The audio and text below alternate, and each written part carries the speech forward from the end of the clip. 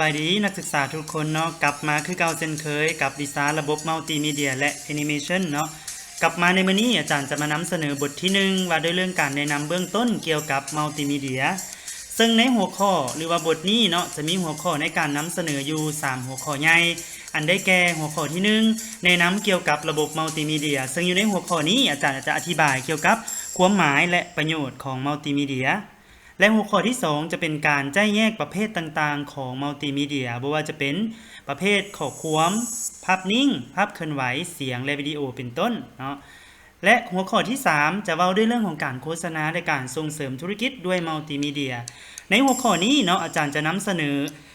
เป็นประโยชน์และก็คำนิยามเนาะของบรรดามัลติมีเดียประเภทต่างๆบ่ว่าจะเป็นน้ำบัตรใบปลิวแผ่นพับ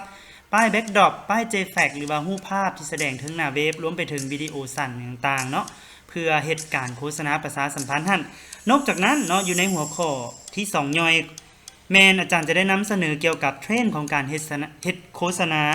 ด้วยการนำใช้ระบบมัลติมีเดียในปัจจุบันเนาะว่าปัจจุบันนี้เขาเจ้ามีเทรนด์ไปจังใดเนาะสังคมมีท่าเอียงไปแนวใดแบบใดเนาะแบบนี้อันนี้เป็นหัวข้อใหญ่ที่อาจารย์จะนำเสนออยู่ในบทที่1เนาะไปเริ่มกันที่หัวข้อที่1แนะนำเกี่ยวกับระบบมัลติมีเดียในที่นี้เนาะคือยังได้เว้าก่อนหน้านี้ว่าอาจารย์จะอธิบายเกี่ยวกับความหมายของมัลติมีเดียรวมไปถึงประโยชน์ของมันเนาะว่ามันมีประโยชน์หลายหน่อยส่ำใดสำหรับความหมายของมัลติมีเดียเนาะมัลติมีเดียเกิดจาก2คำผสมกันคำว่ามัลติที่แปลว่าหลายๆอย่างผสมกับมีเดียที่แปลว่าสื่อหรือว่าข่าวสารหรือช่องทางในการสื่อสารเนาะเมื่อเอา2คำนี้มารวมเข้ากันจึงแปลว่าองค์ประกอบของสื่อชนิดต่างๆมาผสมรวมกันซึ่งประกอบไปด้วยตัวอักษรภาพนิ่งภาพเคลื่อนไหวเสียงและวิดีโอโดยมีการผ่านขบวนการทางระบบคอมพิวเตอร์เนาะอาจจะใช้โปรแกรมทางคอมพิวเตอร์หรือว่าเฮ็ดหยังก็แล้วแต่โดยการผ่านระบบคอมพิวเตอร์เพื่อสื่อความหมายอันใดหนึ่งให้กับผู้ใช้หรือว่าลูกค้าอย่างมีปฏิสัมพันธ์ต่อกันเนาะหรือเอิ้นว่า interactive multimedia นั่นเองเนาะอันนี้คือนิยามของคำว่า multimedia เนาะส่วนประโยชน์ของมัลติมีเดียเนาะอาจารย์จะแยกออกเป็น2อย่างก็คือเป็นประโยชน์สำหรับผู้พัฒนาหรือว่าเจ้าของผู้ผลิตสื่อเองเนาะสำหรับประโยชน์ของผู้พัฒนาหรือเจ้าของสื่อเองแมนมีการใช้ค่าใช้จ่ายบ่หลายเนาะรวมไปถึงมีความคุ้มค่าต่อการลงทุน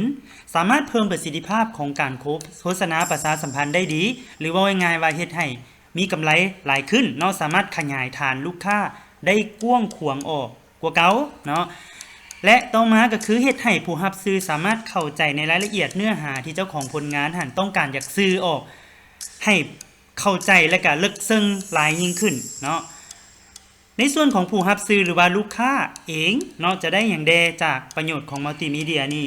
เขาเจ้าสามารถที่จะเข้าใจในรายละเอียดของสื่อที่เขาเจ้าเสพไปหรือว่ารับไปนั้นได้ไวและก็ง่ายขึ้นเนาะรวมไปถึงมีข้อมูลที่สามารถเป็นตัวเลือกในการตัดสินใจสำหรับการเลือกซื้อสินค้าหรือว่าการใช้บริการที่หลากหลายขึ้นว่าง่ายๆว่าหลังจากที่รับซื้อไปแล้วนะเขาเจ้าสามารถมีบนอิงหรือว่ามี friends ในด้านของข้อมูลเนาะว่าเขาสามารถที่จะเลือกไส้ตัวนี้ดีบ่ตัวนั้นดีบ่อย่างต่างแบบนี้เนาะและสุดท้ายก็คือเป็นปัจจัยอันนึงหรือว่าแฮงกระตุ้นอันนึงในการสร้างความคิดริเริ่มสำหรับตัวเขาเจ้าเองในการพัฒนาสื่อของตนเองเนาะหมายความว่าบ่แม่นแต่รับสื่อหรือว่าเสพสื่ออย่างเดียวเขาเจ้ายังสามารถที่จะมีความคิดริเริ่มในการที่จะพัฒนาสื่อเป็นของตนเองได้เนาะอันนี้คือเป็นประโยชน์ของมัลติมีเดียเนาะไปต่อกันที่หัวข้อที่2เนาะมัลติมีเดียประเภทต่างๆในที่นี้อาจารย์ขอยกตัวอย่างประเภทของมัลติมีเดีย5ประเภทหลักๆได้แก่มัลติมีเดียประเภทข้อความประเภทภาพนิ่งประเภทภาพเคลื่อนไหวประเภทเสียงและประเภทวิดีโอเนาะเริ่มต้นกันที่ประเภทข้อความดังรูปตัวอย่างที่อาจารย์ยกมาให้เห็นนี่เนาะเป็นข้อความที่อาจารย์ตัดมาจากเพจของ Facebook เนาะก็คือมี Facebook Page ของห้างคำภูวงศ์และกับเว็บไซต์เนาะของการโฆษณาขายสินค้า SME News เนาะอยู่ที่ต่างประเทศนั้นอาจารย์จะขออธิบายตัวอย่างเนาะเพจของห้างคำภูวงศ์ตัวนี้เขาเจ้าจะมีการเขียนรายละเอียดเนาะโดยอาศัยการใส่ข้อความหรือว่าตัวหนังสือหันในการโฆษณาประชาสัมพันธ์บรรดาสาขาต่างๆที่เขาเจ้ามีอยู่เนาะรวมไปถึงเบอร์โทรติดต่อต่างๆหันซึ่งมันก็สามารถแสดงรายละเอียดหรือว่าความหมายหรือว่าสิ่งที่ต้องการอยากซื้อให้กับลูกค้าหรือผู้บริโภคหันได้รับรู้ แบบเข้าใจเลยเนาะอันนี้เป็นตัวอย่างอันนึงของประเภทข้อความหรือตัวหนังสือในส่วนของมัลติมีเดียฮันเนาะไปต่อกันที่ประเภทที่2เป็นประเภทภาพนิ่งเนาะเขาจะเห็นการนำใช้ภาพนิ่งอย่างหลวงหลายเนาะในการโฆษณาประชาสัมพันธ์บ่ว่าอยู่ในโซเชียลมีเดียต่างๆหรือว่าบรรดาเว็บไซต์เนาะแต่ว่าภายใต้ภาพนิ่งอันนั้นเนาะบางอย่างภาพนิ่งมันก็อาจจะบ่สื่อความหมายในตัวของมันได้ออกมาละเอียดเพราะฉะนั้นสิ่งจำเป็นที่สุดก็คือมันต้องได้อาศัยรูปภาพหรือตัวหนังสือเพื่อบ่งบอกความหมายหรืออธิบายขยายความหมายของรูปภาพเหล่านั้นให้จะแจ้งขึ้นเข้าถึงผู้รับซื้อได้ไวขึ้นและลึกซึ้งขึ้นกว่าเก่าเนาะอันนี้เป็นมัลติมีเดียประเภทที่2ก็คือประเภทภาพนิ่งเนาะต่อไปเป็นมัลติมีเดียประเภทภาพเคลื่อนไหวเนาะคือเฮาฮู้กันแล้วว่าภาพเคลื่อนไหวนี่มันเป็นรูปภาพขนาดน้อยเนาะเป็นสิว่าเป็นวิดีโอกับบ่แม่นแต่ว่ามันเป็นรูปภาพเนาะก็คือมันเกิดจากการเอาภาพนิ่งหลายๆภาพมาเลี้ยงต่อกันอาศัยเรื่องของเวลาและก็ความไวเนาะเฮ็ดให้เกิดผลกระทบต่อสายตาเหมือนกับมันมีการเคลื่อนไหวเนาะประโยชน์ของมันก็คือมันจะมีขนาดน้อยสามารถแสดงผลถึงเว็บไซต์หรือว่าถึงเบราว์เซอร์ต่างๆได้เป็นอย่างดีบ่เปลืองพื้นที่เนาะบ่เปลืองบิตเรทของอินเทอร์เน็ตอย่างต่างเนาะเพราะฉะนั้นภาพเคลื่อนไหวก็จะเป็นสิ่งที่กำลังได้รับความนิยมในการเฮ็ดโฆษณาประชาสัมพันธ์โดยเฉพาะแมนอยู่ในบรรดาโซเชียลมีเดียต่างๆหรือว่าเว็บไซต์ต่างๆฮะเนาะมีการประยุกต์ใช้เอาภาพเคลื่อนไหวเข้ามาช่วยในการโฆษณานี่นับหลายขึ้นเนาะอันนั้นเป็นประเภทที่3ส่วนประเภทที่4เนาะเป็นประเภทเสียงมัลติมีเดียประเภทเสียงเนาะคือเราฮู้กันแล้วตัวอย่างโอ้ว้าวโปรโมชั่นดีๆจากทางห้างของพวกเขาซื้อเครื่องมูลค่า1 ล้านกีบขึ้นเมือครับทันทีส่วนลด 10% ตัวอย่างสปอตโฆษณาเนาะก็คือจะมีการใส่เสียงอาจจะเป็นสปอตโฆษณาที่อยู่ตามวิทยุหรือโทรภาพต่างๆเนาะจะมีการใส่เสียงเพื่อว่าดึงดูดความสนใจให้กับผู้ซื้อหรือผู้บริโภคหันมาสนใจในตัวสินค้าหรือการบริการของเขาเนาะอันนี้เป็นมัลติมีเดียประเภทเสียงประเภทต่อมาเนาะจะเป็นมัลติมีเดียประเภทวิดีโอซึ่งมัลติมีเดียประเภทนี้เนาะก็จะให้ความหมายหรือว่ารายละเอียดในตัวของมันได้เป็นอย่างดีและเป็นที่นิยมเนาะเนื่องจากว่าวิดีโอสามารถบรรจุเอาทั้งข้อความรูปภาพเสียงวิดีโอภาพเคลื่อนไหวประกอบอย่างต่างเนาะเฮ็ดให้ผู้เบิ่งผู้ชมหรือผู้รับซื้อมีความเข้าใจในรายละเอียดของผลิตภัณฑ์หรือสินค้าหรือการบริการนั้นได้เป็นอย่างดีเนาะอันนี้เป็น5ประเภทของระบบมัลติมีเดียเนาะสุดท้ายสำหรับหัวข้อในบทที่1จะเว้าถึงการโฆษณาและการส่งเสริมธุรกิจด้วยมัลติมีเดียเนาะซึ่งในหัวข้อนี้อาจารย์ขออนุญาตยกตัวอย่างนิยามเนาะรวมไปถึงสิเว้าถึงประโยชน์ของประเภทมัลติมีเดียเนาะซึ่งตัวอย่างคือน้ำบัตรใบปลิวแผ่นภาพนี่นะพวกนี้อาจจะเป็นมัลติมีเดียประเภทรูปภาพเนาะหรือว่าข้อความอย่างกันแล้วแต่ว่าอาจารย์ขอใจมันออกมาเป็นเทื่อละอย่างเนาะว่ามันมีนิยามแบบใดและก็มีประโยชน์แนวใดเพื่อเฮ็ดให้ทุกคนสามารถนำไปเป็นข้อมูลในการตัดสินใจว่าจะเลือกใช้มัลติมีเดียประเภทใดหรือว่าแบบใดเนาะเพื่อเหตุการณ์โฆษณาประชาสัมพันธ์ให้กงกับกลุ่มลูกค้าเป้าหมายหรือว่าให้กงกันกับสินค้าหรือว่าการบริการของเขาได้เป็นอย่างดีเนาะและที่สำคัญอาจารย์จะมีการนำเสนอเทรนด์ในการเฮ็ดโฆษณาด้วยการประยุกต์ใช้ระบบมัลติมีเดียในปัจจุบันเนาะว่ามันเป็นแนวใดเขาเจ้าไปฮอดใส่แล้วว่าซั่นต่อไปเนาะเริ่มกันที่ประโยชน์หรือว่านิยามของน้ำบัตรก่อนเนาะคือฮู้กันแล้วว่าน้ำบัตรนี่มันเป็นทรงทางติดต่อกันแบบเก่าเนาะระหว่างนักธุรกิจหรือว่าระหว่างคนต่อคนถึงว่ามันจะเป็นแบบเก่าแต่ว่ามันก็ยังถูกนำใช้อยู่ในปัจจุบันนี้เนาะเวลาเฮาพบหน้ากันเวลาที่เฮาบ่เคยรู้จักกันมาก่อนนะตัวอย่างเฮาไปพบปะเรื่องโอ้ลมเรื่องธุรกิจบ่เรื่องหยังก็แล้วแต่แหละเฮาอาจจะมีการแลกน้ำบัตรกันเนาะตัวนี้มันเป็นธรรมเนียมปฏิบัติในทางการหรือว่าในทางธุรกิจอยู่แล้วเนาะเพราะว่าการที่เรามีน้ำบัตรมันก็อาจจะเป็นการสร้างความเชื่อมั่นหรือว่าความน่าเชื่อถือความมีระดับของตัวเราเองรวมไปถึงของบริษัทห้างของสินค้าหรือของการบริการของเราก็ว่าได้เนาะส่วนซื้ออันที่2มัลติอันที่2เนาะอันนี้อาจจะเป็นประเภทของข้อความว่าเป็นใบปลิวเนาะตัวนี้เนาะประโยชน์ของใบปลิวก็คือมันมีข้อมูลละเอียดว่าซั่นทั่วไปเป็นรูปแบบการโฆษณาแบบเก่าเนาะตัวอย่างว่าถอยหลังกลับไป10ปีหรือ20ปีหลังนะบรรดาห้างหรือว่าธุรกิจต่างๆจะนิยมใช้ใบปลิวเนาะเพราะว่าอยู่ในใบปลิวนี่มันจะสามารถเขียนบอกรายละเอียดของบรรดาสินค้าหรือการบริการของเราได้แบบครบถ้วนเลยเนาะที่สำคัญมันสามารถแจกจ่ายได้ง่ายอาจจะแบบ ปล่อยไปตามล้มปิวไปตามหนทางสินะเฮ็ดให้คนได้ไปเก็บไปอ่านไปอย่างศึกษารายละเอียดเกี่ยวกับผลิตภัณฑ์หรือว่าการบริการของเฮาเนาะอันนั้นแม่นเว้าเรื่องประโยชน์ของใบปลิวว่าซั่นไปแต่ว่าในระยะหลังๆมานี้เนาะใบปลิวก็อาจจะแบบพกพาบ่สะดวกเนาะมีการจัดเก็บบ่ง่ายเพราะฉะนั้นใบปลิวก็จะได้ถูกพัฒนามาเป็นแบบแผ่นพับหรือว่าโบรชัวร์แทนเนาะเพราะว่าแผ่นพับนี่มันสามารถจากแผ่นใหญ่ๆน่ะ JAC น่ะมันสามารถพับให้มันน้อยลงหรือว่ากระทัดรัดลงเนาะจัดเก็บในกระเป๋าได้ถือไปหั่นไปนี่ถือไปไม้อย่างต่างได้เนาะที่สำคัญอยู่ในแผ่นพับหรือว่าโบรชัวร์นี่ก็จะสามารถแสดงรายละเอียดของผลิตภัณฑ์หรือสินค้าหรือการบริการของมันได้เป็นอย่างดีว่าซั่นไปเนาะ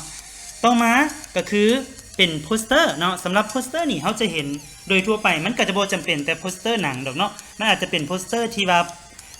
ติดไว้ตามห้างเนาะห้างขายบริการอย่างต่างสินะเนาะห้างอาหารห้างกาแฟห้างขายเครื่องดื่มหรือว่าโรงแรมอย่างต่างแบบนี้นะเนาะก็จะเห็นโปสเตอร์โดยทั่วไปมันจะถูกออกแบบมาเพื่อให้ต้องได้ติดได้ห้อยหรือว่าได้แขวนเด้อสำหรับโปสเตอร์เนาะข้อมูลที่ปรากฏอยู่ในโปสเตอร์อาจจะบ่มีหลายเท่ากันกับแผ่นพับหรือใบปลิวหันเนาะแต่ว่ามันก็จะมีนิยามหรือความหมายหรือว่าสิ่งที่ต้องการอยากซื้อให้กับผู้ลูกค้าหรือว่าผู้บริโภคหันได้เป็นอย่างดีคือกันเนาะสำหรับโปสเตอร์นี้เนาะต่อมาเป็นแบนเนอร์เนาะแบนเนอร์ส่วนหลายเขาจะเห็นแบบอยู่ตามงานหรือว่าอีเวนต์ต่างๆการประชุมอย่างต่างเนาะส่วนหลายมันจะถูกห้อยอยู่ทางด้านหลังแล้วก็ห้อยอยู่ค่อนข้างจะสูงนิดนึงเนาะเพื่อว่าเป็น เอิ้นว่าจังได๋พื้นหลังของการถ่ายรูปภาพของเฮาเนาะและบางครั้งแบนเนอร์ก็จะถูกออกแบบมาติดอยู่ตามหน้าห้างเนาะหรือว่าหน้าบริษัทหน้าองค์กรห้างต่างๆหั่นเนาะอาจจะบ่แม่นแต่หน้าดอกบางเทื่อก็แม่นทั้งข้างบ่ด้านหลังบ่หยังแล้วแต่เนาะอันนั้นแม่นนิยามและก็ประโยชน์ของแบนเนอร์ส่วนตัวต่อมาเป็นแบ็คดรอปเนาะหลายคนก็อาจจะมีความสับสนว่าแบ็คดรอปกับแบนเนอร์นี่มันต่างกันจังได๋เนาะอาจารย์ขอชี้แจงแบบนี้เลยว่าสำหรับแบ็คดรอปนี่มันค่อนข้างจะถูกตั้งอยู่ต่ำเด้อเนาะค่อนข้างจะถูกตั้งอยู่ต่ำแล้วก็มีโครงสร้างแบบว่าโครงเหล็กอีหยังของมันนะที่แน่นอนเนาะถูกออกแบบมาพิเศษอาจจะมีเอิ้นว่าเป็นคุณสมบัติที่ค่อนข้างจะแข็งแรงหน่อยนึงเนื่องจากว่ามันตั้งอยู่ต่ำเนาะบางเทื่อมันก็จะเป็นอินโดร์เอาท์ดอร์แล้วแต่บางเทื่อมีลมพัดมาบ่ฝนตกฟ้าห้องบ่อย่างต่างก็มันจะโครงสร้างที่มันถูกออกแบบมาควรจะรับน้ำหนักหรือว่าสามารถที่จะรองรับสิ่งต่างๆที่เว้ามาหั่นได้เนาะโดยทั่วไปจะถูกตั้งอยู่ตามหน้างานหรือว่าการเปิดโตผลิตภัณฑ์สินค้าอย่างต่างแบบนี้เนาะเอาไว้ถ่ายรูปว่าซั่นทั่วไปเนาะสำหรับแบ็คดรอปนี้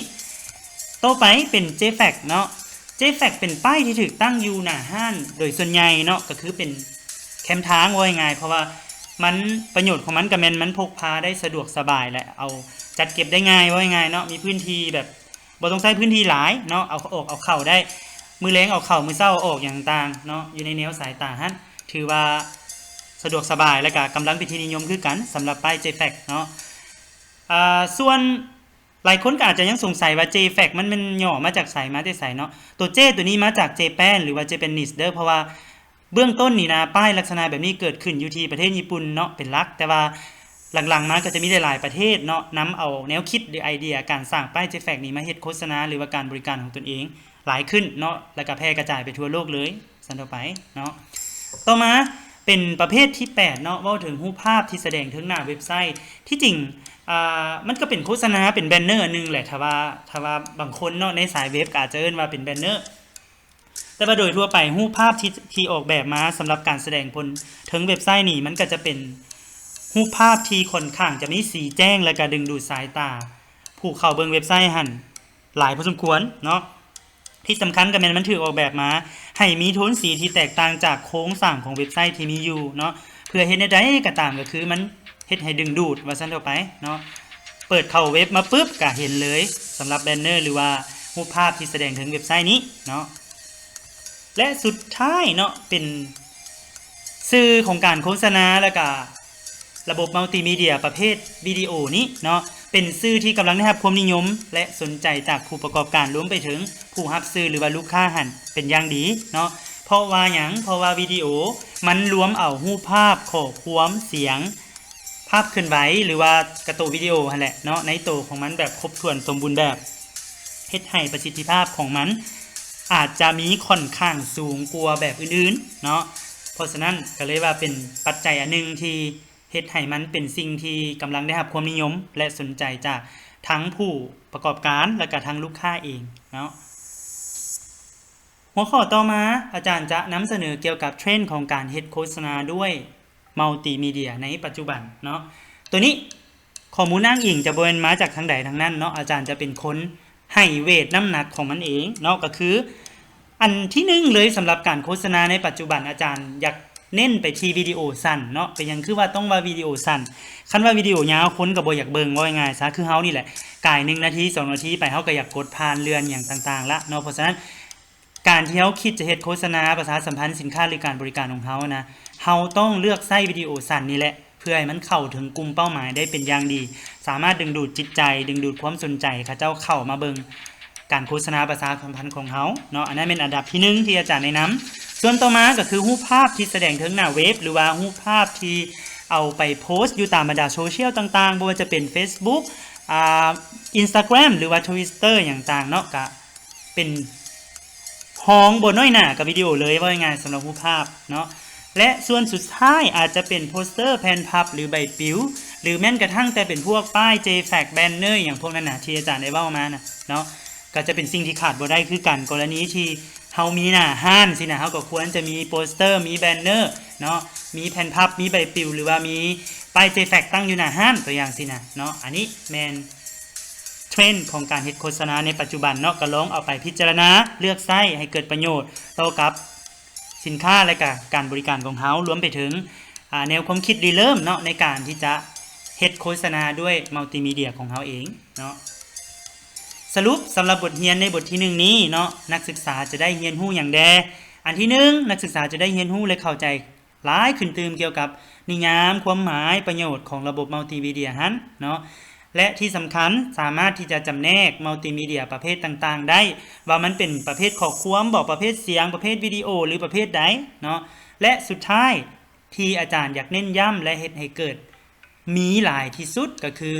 อยากให้ทุกคนมีไอเดียและความคิดริเริ่มเนาะในการประยุกต์ใช้มัลติมีเดียประเภทต่างๆเพื่อการโฆษณาและการส่งเสริมธุรกิจของตนเองบ่ว่าจะเป็นธุรกิจในปัจจุบันนี้หรือว่าธุรกิจที่จะเกิดขึ้นหรือดำเนินขึ้นเฮ็ดขึ้นในอนาคตอันใกล้นี้ก็ตามเนาะมีเท่านี้สำหรับบทเรียนบทที่1ว่าด้วยเรื่องของการแนะนำความรู้พื้นฐานเกี่ยวกับระบบมัลติมีเดียขอบใจหลายๆสำหรับการติดตามกดไลค์กดแชร์และการเข้ามาเบิ่งเนาะอย่าลืมกด Subscribe เพื่อเป็นกำลังใจให้กับอาจารย์เฮ็ดวิดีโอบทที่2และบทอื่นๆต่อๆไปมื้อนี้อาจารย์ขอกล่าวคำว่าสบายดีขอบใจ